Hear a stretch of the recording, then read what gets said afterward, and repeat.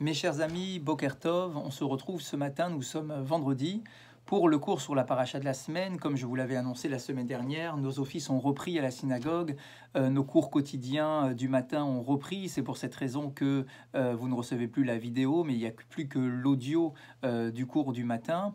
Mais je vous avais annoncé la semaine dernière que tant que les cours du Shabbat n'avaient pas encore repris, les cours du Shabbat après-midi, le cours sur la paracha de la semaine, alors je continuerai à vous envoyer cette vidéo le vendredi matin pour avoir un temps de réflexion sur la paracha de la semaine, pour ne pas rester autour de la table sans avoir de quoi réfléchir, de quoi partager avec les membres de votre famille, ou tout simplement pour réfléchir vous-même et vous donner matière à réfléchir et à avoir des déductions sur les enseignements de la paracha de la semaine.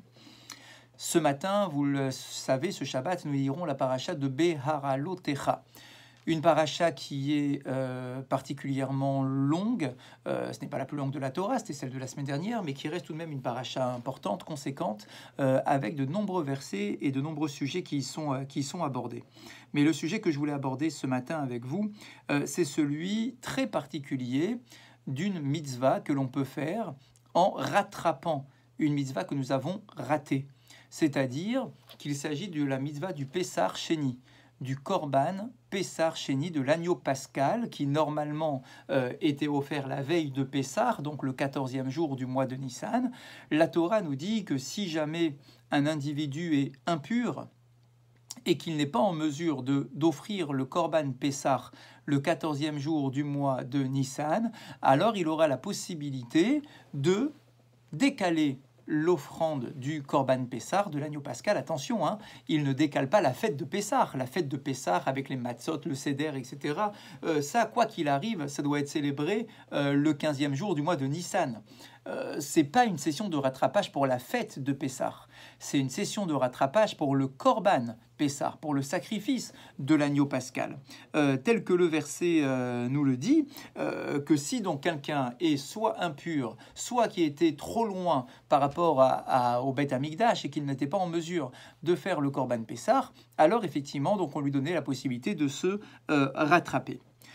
Et la question est de savoir comment est-ce que cette mitzvah nous est transmise. Et on nous dit de manière assez incroyable, nos Chachamim nous font remarquer que cette mitzvah n'a pas été donnée au mont Sinaï. La mitzvah de rattrapage de l'agneau pascal n'a pas été transmise au peuple d'Israël sur le mont Sinaï avec tous les autres commandements de la Torah. C'est une mitzvah qui a été laissée de côté et qui n'a été révélée qu'à un moment très précis de l'histoire du peuple d'Israël dans le désert. Quel est ce moment? Voici le verset. Vaihi anashim, il arriva que des hommes, asher hayu temeim le nefesh adam, qui étaient impurs parce qu'ils étaient en contact avec un mort. Velo yachlu laasot a pesar bayom ahu, et ils n'ont pas pu faire le korban pesar le 14e jour du mois de Nissan. Vaikrevu lifne Moshe velifne Aaron bayom ahu, et du coup, ils ont été voir Moshe et Aaron ce jour-là. Vayomru anashim ahema elav. Et voilà ce qu'ils ont dit à Moshe. Anachnu temeim le nefesh adam, nous sommes impurs parce que nous avons contracté l'impureté liée à la mort d'un individu. Lama nigara levilti akriv et korban Hashem. Pourquoi est-ce qu'on va nous priver de faire ce korban pour nous rapprocher d'Hachem en son temps, au sein du peuple d'Israël?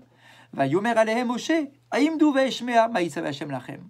Et Moshe qui entend donc cette réclamation, cette demande de la part de ces gens-là, eh bien leur dit, Aimdu ve'eshmea, il dit, je ne sais pas quoi vous répondre. Lorsqu'une mitzvah est passée, eh bien la mitzvah est passée. Si vous ne pouvez pas faire une mitzvah, quelle qu'elle soit, parce qu'il y a un cas de force majeure qui vous empêche de réaliser la mitzvah, eh bien c'est triste, bien évidemment, de ne pas pouvoir faire la mitzvah. Mais si vous ne faites pas la mitzvah, eh bien la mitzvah est perdue. Comme on nous dit, avar zmano batel korbano. Si le temps est passé, le korban est aussi passé. Bah, si c'est plus l'heure, c'est plus l'heure, d'accord? Après l'heure, ce n'est plus l'heure.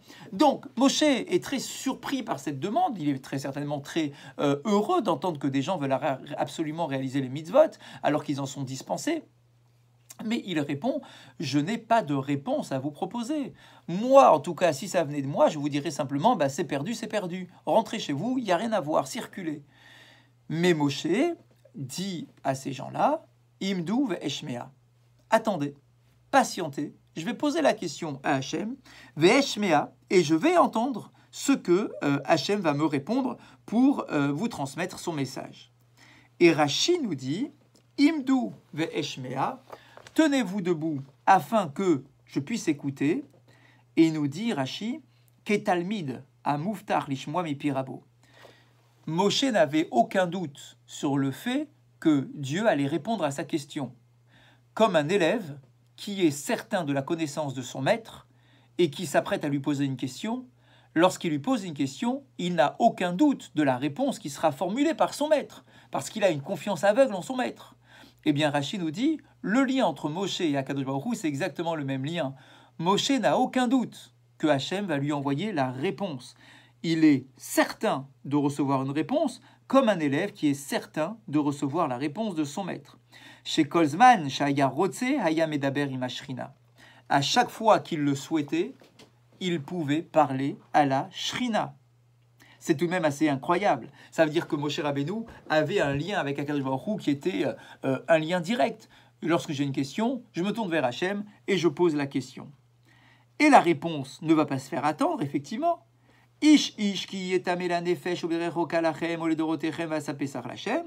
Si jamais il y a un homme qui est impur ou qui est trop loin et qui ne peut pas faire le korban pesach, bachodesh hasheni barba asar yom en arbaim yasuoto al matzot umrorim yochluhu. Alors il y aura cette fameuse session de rattrapage le mois suivant, le 14e jour du mois, non plus de Nissan mais de Iyar. Eh bien vous ferez le korban pesach que vous devrez consommer comme d'habitude avec les herbes amères et avec les matzot.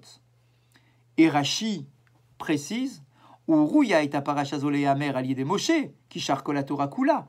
Et là, chez Zahou et Louch était amer allié des Hen, chez Megalgelin Zerut alzede Zakai. Comme on a dit tout à l'heure, cette mitzvah n'a pas été donnée au mont Sinaï. Elle n'a pas été donnée au mont Sinaï. Alors on pourrait dire quoi? C'est une mitzvah qui n'existait pas alors? Si elle n'a pas été donnée au mont Sinaï avec le don de la Torah, parmi les 612 autres mitzvot de la Torah, est-ce que cela signifie que normalement on aurait dû avoir que 612 mitzvot et pas 613, et que finalement les gens ont demandé une solution par rapport à leur problème de pureté et d'impureté par rapport au Korban Pessah? Alors Hachem a trouvé une solution, il leur a offert une mitzvah supplémentaire, la 613e. Rashi nous dit non, en réalité cette mitzvah existait, c'était prévu. Mais on attendait la mise en situation, on attendait, quelque part on pourrait dire, on espérait que des hommes viennent se plaindre en disant « Moshe, on a perdu la mitzvah, mais c'est une mitzvah tellement importante, le Korban Pessah. Le Korban Pessah, c'est l'histoire de la sortie d'Égypte. Le Korban Pessah, c'est notre place au sein du klal, au sein de la communauté, au sein de l'ensemble du peuple d'Israël. Donc c'est une mitzvah qui est tellement importante qu'on espérait qu'un jour... rapide, qu'un jour, des hommes viennent exiger la possibilité de faire le Korban Pessah malgré leur état d'impureté et malgré le fait qu'ils en soient dispensés. Et là, eh bien génial, il y a des hommes qui sont venus et qui ont posé la question. La mitzvah était déjà prévue, mais on est mégalgel, que c'est l'expression qui est donnée, Megalgel Zerut Alzede Yakai, on donne le mérite à ceux qui sont méritants. C'est-à-dire qu'on fait en sorte que cette mitzvah, qui existait bien évidemment, qui était prévue dans le code de loi, qu'elle ne soit pas révélée tant qu'il n'y ait pas des gens méritants qui soient à l'origine de la révélation de cette mitzvah. Bon, petite parenthèse. Donc, commentateur se pose la question par rapport au comportement de Moshe. Moshe dit: vous avez une question? Pas de souci. Vous inquiétez pas. Je vais avoir la réponse. Dans quelques minutes, je vais poser la question à Dieu et il va me répondre. Aïmdou ve'eshmea. Attendez 3 minutes, je vais avoir la réponse. Le commentateur pose la question, est-ce qu'il n'y aurait pas ici, de la part de Moshe Rabbeinu, un soupçon d'orgueil? Comment ça? Pour qui tu te prends? Tu crois que tu peux poser la question à Dieu comme ça quand tu as envie et qu'il va te répondre? En disant comme ça avec certitude à des gens qui viennent te poser la question, au lieu de dire, bon, je vais poser la question, peut-être que Hachem va me répondre, ou je ne sais pas, etc. Moshe dit, Aïmdou ve'eshmea, tenez-vous debout, sous-entendu, ça va durer 30 secondes, tenez-vous debout, et je vais écouter. Je suis sûr d'écouter. Comment ça, t'es sûr d'écouter? Quoi, c'est toi le maître alors de l'histoire? C'est toi le maître d'Akadosh Baruch Hu? C'est toi qui poses la question et à la seconde, tu es sûr d'avoir une réponse? C'est pas comme ça qu'on connaît Moshe Rabbeinu. D'ailleurs, il y a des enseignements qui nous disent très clairement que jamais Moshe ne pouvait s'adresser à Akadosh Baruch Hu tant que c'est pas Hachem qui s'adressait à lui. Vaïkra El Moshe, rappelez-vous le début du 3e livre de la Torah. On apprend qu'à chaque fois, c'est Dieu qui appelle Moshe. Dieu convoque Moshe pour lui dire quelque chose. Moshe ne va pas comme ça se présenter à Akadosh Baruch Hu comme bon lui semble. D'accord? Non, il y a des conditions, il y a des choses à mettre en place pour parler à Akadosh Baruch Hu, pour créer le lien. Donc comment est-ce que Moshe peut leur dire comme ça? Aïmdou ve eshmea. Ah bah oui, je vais avoir la réponse, il n'y a aucun problème, je suis sûr d'avoir la réponse. Mais comment ça? T'as pas été convoqué par Hachem. La Shrina ne t'a pas interpellé, ne t'a pas convoqué, ne t'a pas appelé. D'accord? Comment est-ce que tu peux être sûr et certain et de laisser ce sentiment un peu orgueilleux de dire non, mais quoi qu'il arrive, j'aurai la réponse. Et la réponse est la suivante. En fait, effectivement, Moshe n'a aucune trace d'orgueil dans son comportement. On a 50 versets, notamment le plus important, qui nous dit que Moshe était anav. Moshe était humble, la personne la plus humble portée par la terre depuis la création du monde jusqu'à la fin des temps. D'accord? Donc non, il n'y a pas le moindre soupçon d'orgueil. Mais, il leur dit, grâce à votre élan, grâce au désir de vous rapprocher d'Akadosh Baruch Hu que vous manifestez à travers votre question qui est tellement pure, je trouve que votre question est tellement belle que quand Hachem voit l'élan d'un être humain pour pouvoir faire une mitzvah supplémentaire, je suis persuadé que Hachem ne veut pas vous laisser comme ça. Je suis sûr qu'il va me donner une réponse. Pas par mon mérite, mais par votre mérite à vous. Et d'ailleurs, le verset est très précis. Le verset nous dit « Imdu ve eshmea » tenez-vous debout et je vais écouter. Pas d'orgueil, hein, c'est pas par mon mérite que je vais écouter la réponse de Dieu et que je vais exiger quoi que ce soit. Mais « Ma yetzave Hashem lachem » qu'est-ce que Dieu vous ordonne? On aurait pu dire « Qu'est-ce que Dieu m'ordonne à moi de vous dire ?» Non, en réalité, c'est pas moi ici le vecteur. C'est pas moi ici qui va être à l'origine de la réponse. C'est pas une trace d'orgueil en vous disant « Ah bah il n'y a pas de problème, je vais aller voir Dieu, il va me donner la réponse dans 3 minutes, d'accord, et je vais vous donner la réponse. » Non, en réalité, c'est votre mérite à vous. Imdou, tenez-vous à votre niveau. Tenez-vous debout à votre niveau, c'est-à-dire maintenez cet état d'esprit qui est exceptionnel. Moshe, en fait, il est touché par la demande du peuple d'Israël. Il est touché, il est ému en voyant que des individus veulent s'investir plus et encore plus dans le respect des mitzvot. Donc il dit, je suis sûr que grâce à votre mérite, grâce à votre état d'esprit, je suis sûr qu'Hachem va me donner la réponse. Ma yetzave Hachem lachem. C'est pas de l'orgueil. C'est tout simplement une prise de conscience que Hachem ne peut pas laisser une demande aussi pure que la vôtre, ne peut pas la laisser en suspens sans donner la moindre réponse. Et d'ailleurs, nos commentateurs vont plus loin en nous disant que le mot « aïmdou », tenez-vous debout, d'accord, c'est toujours une preuve de supériorité par rapport à l'autre. Celui qui se tient debout est plus grand que l'autre, qui lui n'est pas debout. On a un exemple à propos d'Abraham. Quand Abraham reçoit les anges, le verset nous dit « Vehu omed alehem » il était debout face à eux le temps qu'ils mangent. Et nos commentateurs nous disent, parce qu'à ce moment-là, Abraham était plus grand que les anges. Celui qui est Omed, c'est celui qui est plus grand que l'autre. Donc Moshe dit à ces gens qui viennent exiger la mitzvah du korban supplémentaire, d'accord, du korban Pessah, il leur dit « Aïmdou, vous êtes debout. C'est encore plus grand que moi, dit Moshe Rabbeinu à ces hommes-là.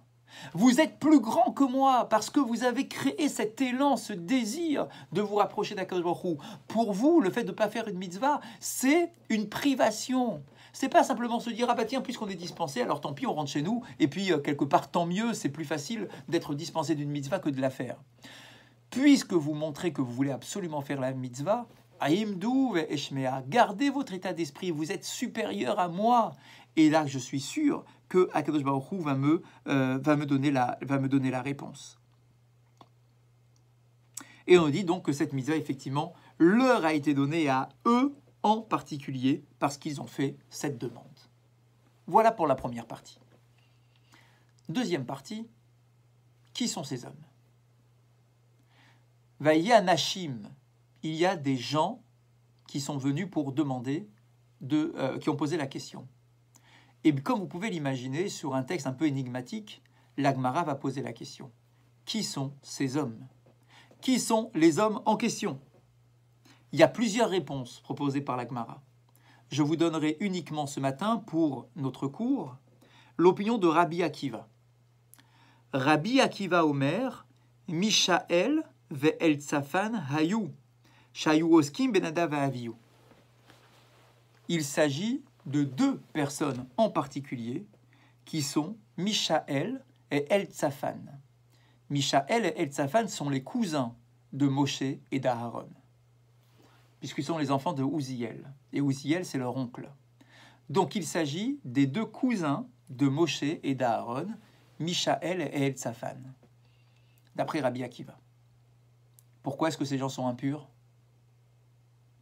Eh bien, on nous dit que Mishaël et Eltsaphan se sont rendus impurs parce que ce sont eux qui se sont occupés des corps de Nadav et Avihu qui sont morts à l'intérieur du tabernacle lorsqu'ils ont présenté un feu étranger dans le service d'Akadosh Baruch Hu le jour de l'inauguration du Mishkan. Comme le texte nous le dit, que Moshe a convoqué Eltsaphan, Mishaël et Eltsaphan pour récupérer le corps de Nadav et Avihu qui étaient tous les deux morts dans le Mishkan. Et donc, ils sont impurs, ils ne peuvent pas réaliser le Korban Pessah. Mais nos commentateurs ne s'arrêtent pas là. Ils disent Mishaël et Eltsaphan sont impurs le 14e jour du mois de Nissan parce qu'ils ont manipulé les corps de Nadav et Avihu. Faisons les calculs. Nadav et Avihu sont morts tous les deux le jour de l'inauguration du Mishkan. Or, quel est le jour de l'inauguration du Mishkan? Eh bien, on a tous en tête. Le Mishkan a été inauguré le premier jour du mois de Nissan. Puisque le 23e jour du mois de Hadar, il y a eu les 7 jours de mise en place du service du tabernacle, où Moshe montait et démontait tous les jours le tabernacle. Le 8e jour, c'est le jour de Rosh Chodesh Nissan, et ils sont morts.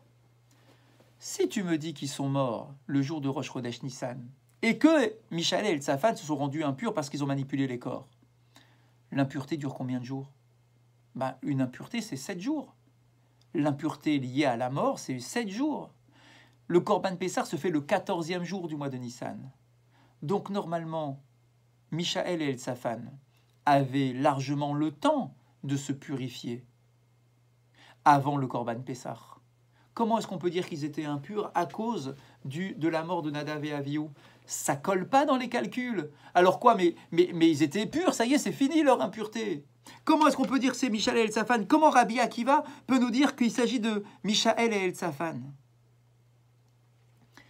En fait, pour comprendre l'opinion de Rabbi Akiva, il faut rapporter une autre opinion sur le jour de l'inauguration du Mishkan. Certains de nos commentateurs nous disent que le Mishkan n'a pas été inauguré le premier jour du mois de Nissan. Certains de nos commentateurs nous disent que le premier jour du mois de Nissan ont commencé les 7 jours de mise en place du service du tabernacle. Ça veut dire que d'après l'opinion première qui disait que ces jours-là ont commencé le 23 Hadar, eh bien d'autres de nos commentateurs ne sont pas d'accord. Et ils nous disent que non, pas du tout. Ça a commencé le premier Nissan. C'est pas écrit dans la Torah clairement. Ça a commencé le premier Nissan, les 7 jours d'inauguration. Et le 8e jour, c'était le 8e jour du mois de Nissan. Et c'est ce jour-là que Nadav et Avihu sont morts. Eh bien, faisons le calcul ensemble. 8, 9, 10, 11, 12, 13, 14. Cela signifie que le 14e jour du mois de Nissan, le 7e jour après la mort de Nadav et Avihu, eh bien, Mishaël et Eltsaphan étaient impurs. Or, c'est le jour où on est censé faire le Korban Pessah. Et eux étaient impurs à cause de la manipulation des corps de Nadav et Avihu. Et donc, Rabbi Akiva qui nous dit que les deux personnages en question sont Mishaël et Eltsaphan, nous sommes obligés de considérer que Rabbi Akiva pense que le Mishkan a été inauguré le 8e jour du mois de Nissan et que c'est pour cette raison que Mishaël et Eltsaphan se sont retrouvés impurs et qui ne pouvaient pas offrir le Korban Pessah. Très bien, alors on avance toujours dans notre raisonnement.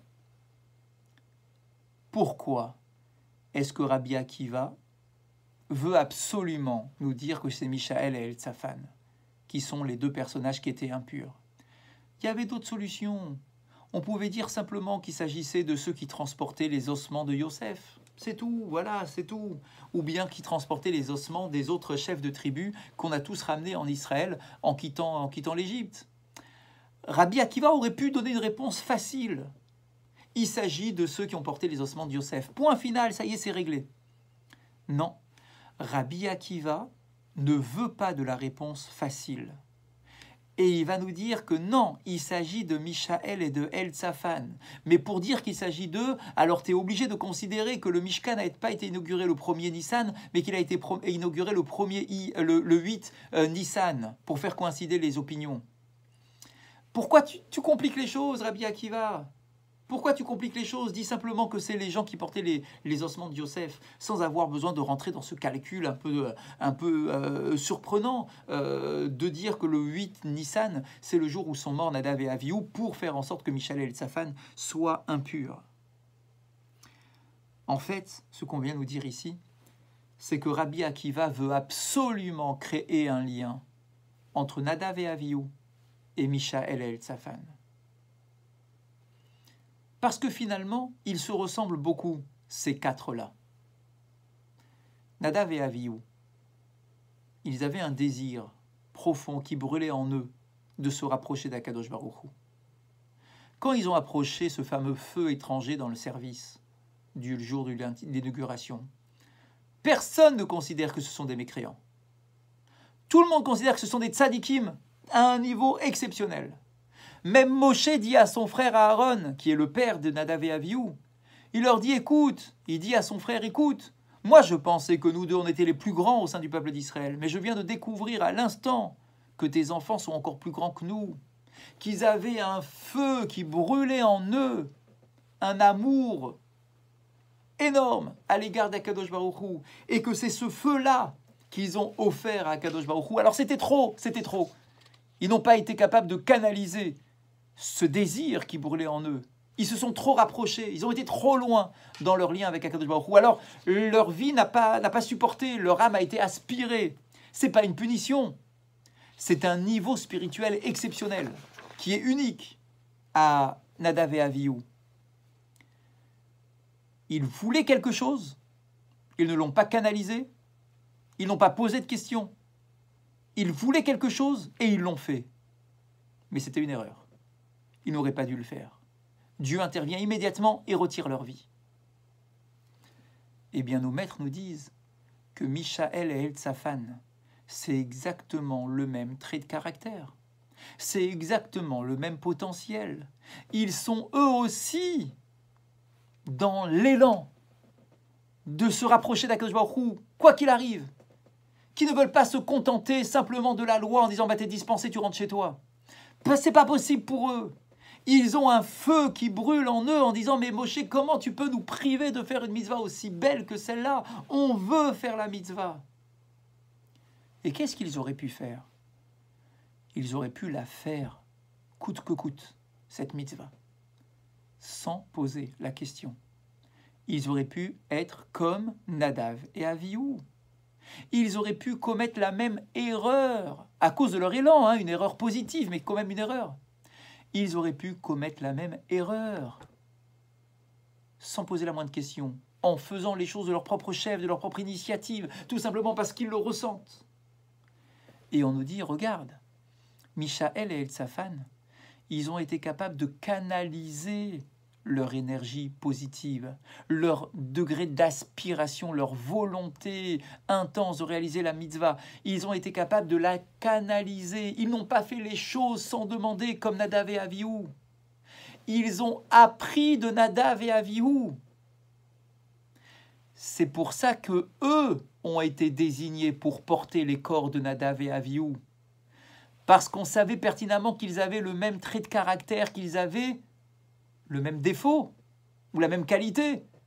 En tout cas, ils ont exactement les mêmes aspirations, les mêmes degrés d'aspiration. Vous, Michaël et Tsafan, mais je veux vous donner une leçon.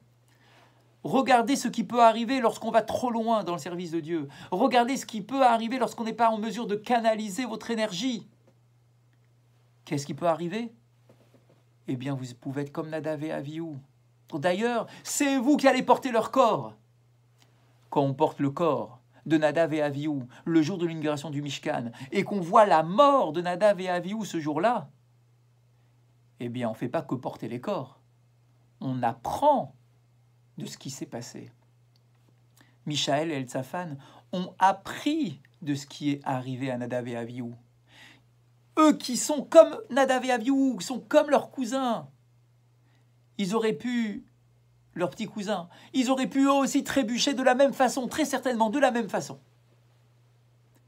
Eh bien, on les mêle à Nadav et Avihu pour leur dire faites attention, ne commettez pas la même erreur.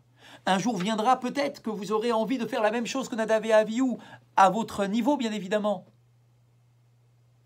Mais faites attention, regardez ce qui peut arriver lorsqu'on ne canalise pas son énergie et sa vocation, son aspiration à servir à Kadosh Baruch. Apprenez-le de Nadav et Avihu, portez leur corps pour l'apprendre et que ça soit un message fort qui soit ancré en vous. Eh bien on nous dit que lorsque c'est arrivé, lorsque le 14e jour du mois de Nissan, donc de l'année suivante, est arrivé, et qu'ils ont voulu faire le Korban Pessah alors qu'ils étaient impurs, enfin de l'année suivante, on est bien d'accord, des jours qui suivent, hein, eh bien on nous dit, comment tu réagis? Est-ce que tu vas faire comme Nadav et Avihu? Ou bien tu vas apprendre du comportement de Nadav et Avihu? Eh bien on nous dit, ils ont appris de leur comportement. Au début, certains de nos commentateurs nous disent que Moshe a très mal pris leur demande. En leur disant, mais qu'est-ce qui se passe? Qu'est-ce que vous voulez? Vous voulez faire comme Nadav et Avihu? Ça fait juste quelques jours qu'ils sont morts. Vous voulez faire comme eux? Vous voulez faire une mitzvah alors que vous en êtes dispensé? Vous voulez aller plus loin dans votre service de Dieu alors que la Torah vous dispense de la mitzvah? Vous risquez de mourir. Nos commentateurs nous disent que Moshe, au début, l'a mal pris. Il était inquiet pour Michaël et Tsafan. Il dit, mais quoi, alors vous n'avez rien compris? Mais lorsqu'il prend conscience que finalement, eh bien non, ils ne sont pas comme Nadav et Avihu, parce qu'ils posent la question. Ils ne font pas quelque chose sans canaliser leur désir. Ils posent la question. Et là, du coup, c'est un mérite incroyable.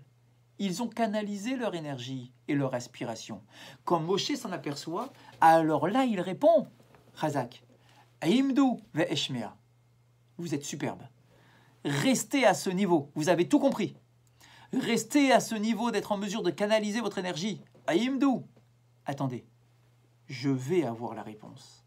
C'est sûr qu'on peut avoir une réponse lorsque l'on a une telle volonté pure.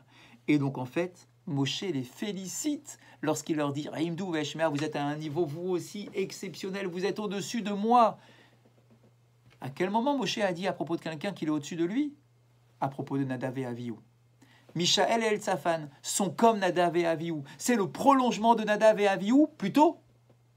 Ils ont bonifié le comportement de Nadav et Avihu. Là où Nadav et Avihu n'ont pas canalisé, et ils en sont morts, Michaël et Eltsafan vont canaliser leur énergie, vont poser la question, ne vont pas réaliser les choses sans, juste comme ça parce qu'ils en ont envie, et c'est toute leur grandeur, et c'est le mérite qu'on leur donne. Je terminerai juste cet enseignement, ce cours de ce matin, en nous disant que finalement, c'est par leur mérite qu'on a révélé une mitzvah supplémentaire. Cette idée est magnifique. Par leur mérite, on peut révéler une mitzvah supplémentaire. On apprend de là, nous disent nos maîtres, que chacun peut être à l'origine d'un chidouche dans la Torah. Que si on vient avec notre entièreté, avec ce que nous sommes, avec nos qualités, avec nos aspirations, avec nos désirs, et que c'est dans la pureté, et que c'est pour faire le bien, et c'est pour rapprocher d'Hachem, alors Akadosh Baruch Hu peut ouvrir des fenêtres de connaissance qui nous permettent de nous rapprocher de lui.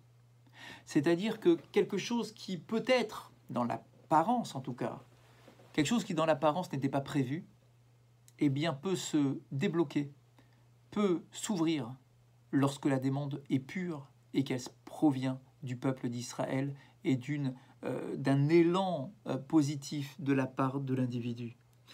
Et on nous dit que chaque ridouche se présente à nous à un moment précis, qui est le moment le plus adéquat. Ça veut dire que cette histoire du Corban Pessar Sheni, on aurait pu le donner tout de suite au Mont Sinaï, et c'est tout. Personne n'aurait posé la question du coup. Mais non, il fallait que ça soit à un moment précis, à un moment où on voit qu'il y a eu un tikkun, une réparation de la faute de Nadav et Avihu. On est juste quelques jours après leur mort. À un moment où il faut montrer que l'homme prend conscience qu'une mitzvah, c'est une chance. Et que le fait d'être dispensé d'une mitzvah, c'est pas une joie, c'est pas une réjouissance, mais au contraire, c'est une privation, c'est une perte de quelque chose d'important, c'est une perte d'un degré de spiritualité. Eh bien, il fallait cet événement, il fallait attendre ce moment précis pour que le chidouche puisse être révélé.